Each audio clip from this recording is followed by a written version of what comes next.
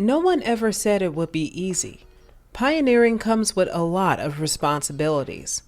Being the first to do anything can be quite the challenge, since given all of the nuances, lack of support, no one to blame, or nothing to fall back on if things don't go as planned. During a time when MC Hammer should have gotten all of the support, he was relentlessly ridiculed and demeaned by his fellow rap peers, who wanted more than anything for the too legit to quit rapper to take out the first 3 words to that specific song. His hyper moves paired with his extravagant wardrobe and catchy hooks led to him having one of the highest selling albums of all time. He sat high on top of his millions, but unfortunately all of that wealth would get sucked from right under him right along with his reputation. Hammer time and Hammer's time to shine.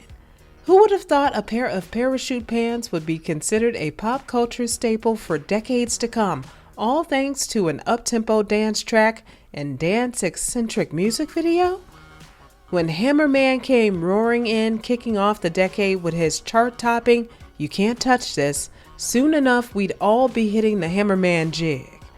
At a time when hip-hop was more exclusive than Studio 54, artists had to truly stand out if they really wanted to be a part of hip-hop's history.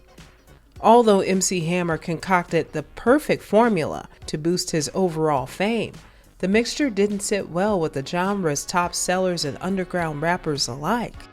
We see artists today doing what Hammer was scolded for doing in the past and being applauded nonetheless. But for Hammerman, his blend of rap and mainstream was a huge no-go for the biggest rap heads who'd belittle him to the point of impactful irrelevancy.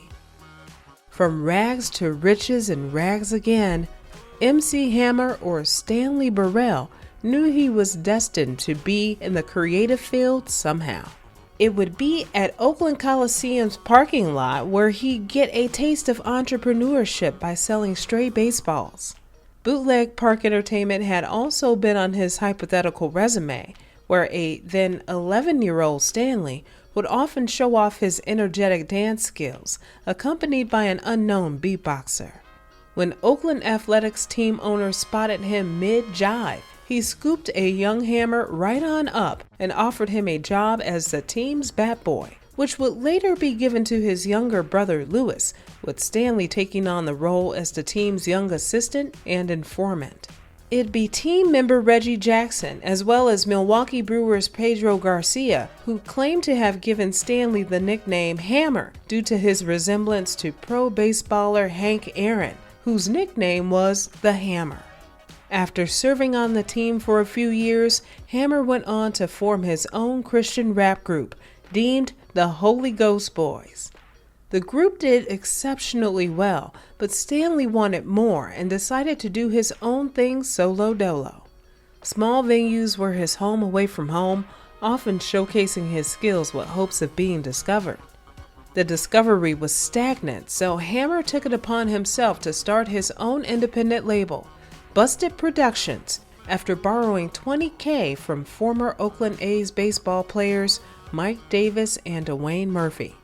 By this point, grinding and getting to the bag wasn't anything new to a young Hammer, selling records out of the trunk of his car to further fund his then 100 employees who'd help market Hammer properly and excessively. The grind eventually paid off and he'd be signed to Oaktown Records via his own label that now went by Bustin' Records. By 1986, Feel My Power, Hammer's debut album distributed by City Hall Records, had sold around 60,000 copies. Singles like Ring 'Em had gotten moderate radio play due to his street marketing with the help of his wife, Stephanie, and served to be a dance bop within the club scene.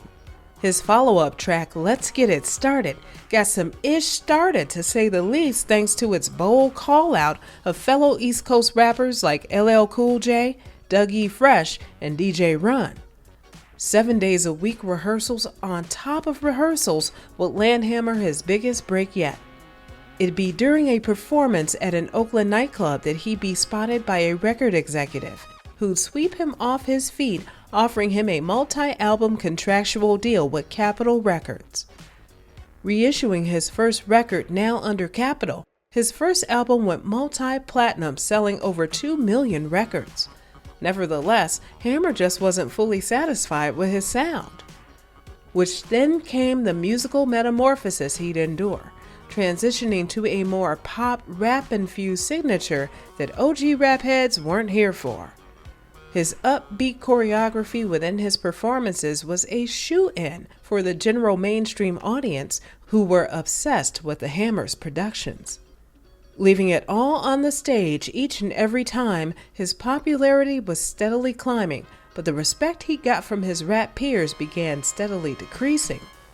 All that was nothing but noise to Hammer, who knew what the people wanted.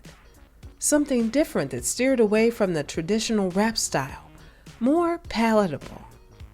His third album and second biggest studio debut, Please Hammer Don't Hurt 'Em, unleashed the earworm You Can't Touch This, which went on to do what no other artist in hip-hop had done before, and less than a handful have been able to mimic even up till this day.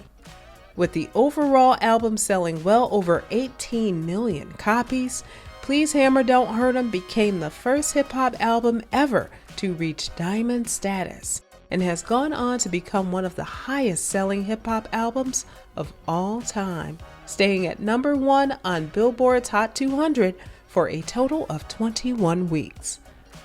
Contrary to popular belief, Hammer was no one-hit wonder, but his biggest hit, sampling Rick James's Super Freak, had all of his other hits shackled by the longevity and tuneful rhythm of You Can't Touch This. You Can't Touch This was not being touched by any hip-hop or even pop track at that time, being parodied, covered, and used in numerous movie soundtracks, shows, and commercials. Everybody was hooked. Well, except the rappers who had a few choice of words for the Hammerman. Tupac Shakur was amongst the many who let it be known that he was not here for the Hammer as a staff, a record label, or as a mother-loving crew. Unearthing a tape of a young blunt Shakur, he mentions how MC was single-handedly diluting and ruining hip-hop. I'm not getting on Hammer. He did sell 10 million records, but crack fiends brought 10 million rocks. That don't mean it's good. It don't mean nothing. I'm down with him because he's a brother and he's making his mail, but, however, he's diluting rap. Tupac wasn't the only one who had some things to say about the Hammer. Rappers ranging from Ice Cube, Eminem, LL Cool J, Q-Tip, who said, "Proper rap is not hip-hop.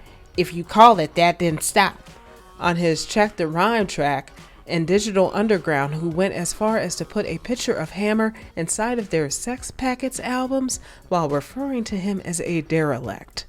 Mocked by rap groups Third Base, the DOC, DJ DeBrands, and more, Hammer's method of sampling already popular songs paired with the repetitiveness of his lyrics and clean-cut image also had other rappers feeling some type of way. However, that way, according to rapper Ice-T, was nothing more than hardcore jealousy. By the time his fourth album, Too Legit to Quit, came about, Hammer officially dropped the MC from his stage name and made sure to address the haters within the music as well as the rumors about his financial troubles.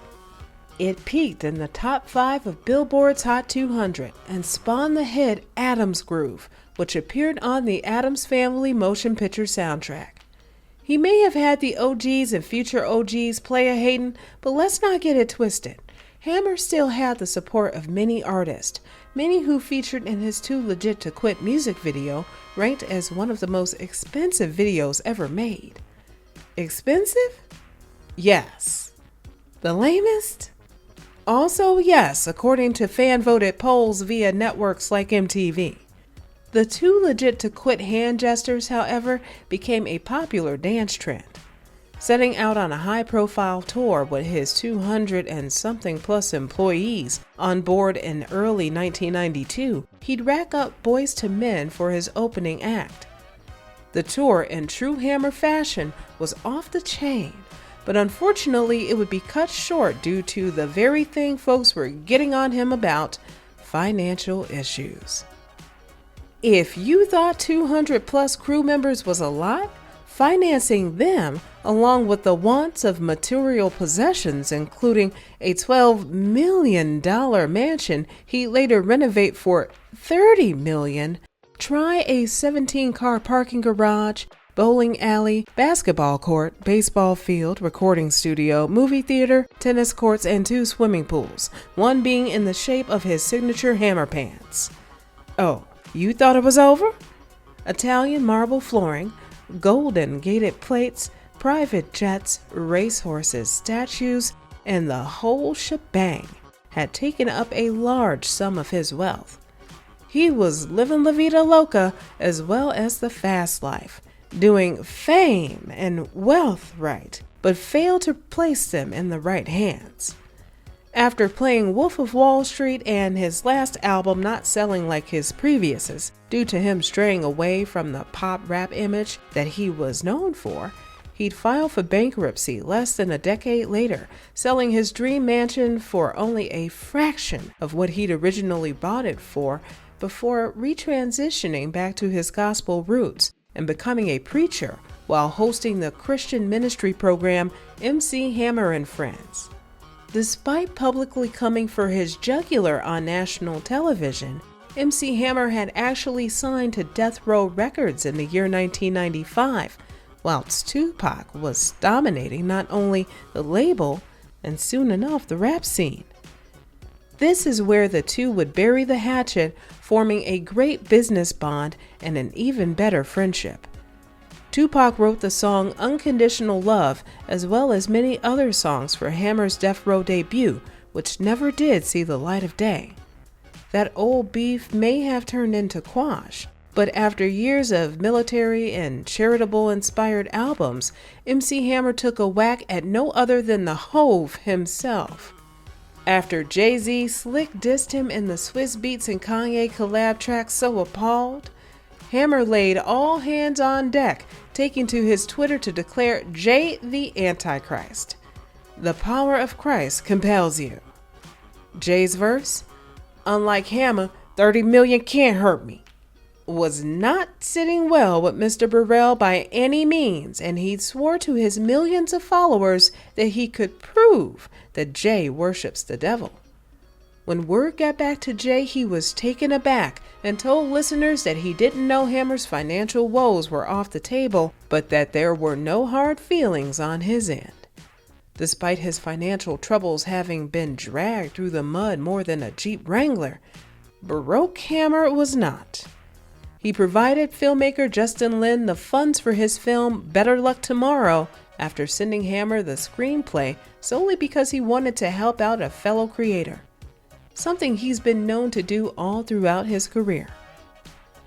There were just as many who loved and supported all things Hammer related just as much as those who disliked him, Michael Jackson himself being amongst those many. Despite him selling over 50 million records, winning multiple Grammys, having one of the highest selling albums of all time, achieving his own Saturday morning cartoon along with a bunch of merchandise, toys, and making parachute pants trendy, Hammer unfortunately wasn't able to capitalize on all of his newfound fame for a multitude of reasons. Him not being respected nor supported by his fellow peers being one of them, and filing for bankruptcy being another. Selling out, however, couldn't be farther from the truth, given that the same rappers who had something to say were the same rappers studying from his playbook. He not only employed, fed, and helped those from his own community of Oakland, but he also stayed true to himself, which, fortunately for him, took him farther than any gimmick could. The same guy who was discovered selling stray balls and living it up in a parking lot outside of Oakland A's Coliseum. A God-loving, hyperactive, extravagant dancer and showman who was not and is only a great businessman, but an even greater mentor and friend. When pioneering goes wrong only because others didn't think to do what you did first is more like it. Do you think MC Hammer deserved the backlash? Or do you believe folks were just hating on the king of hype himself? Let us know your thoughts and opinions down below in the comments, and stay tuned for more true celebrity stories.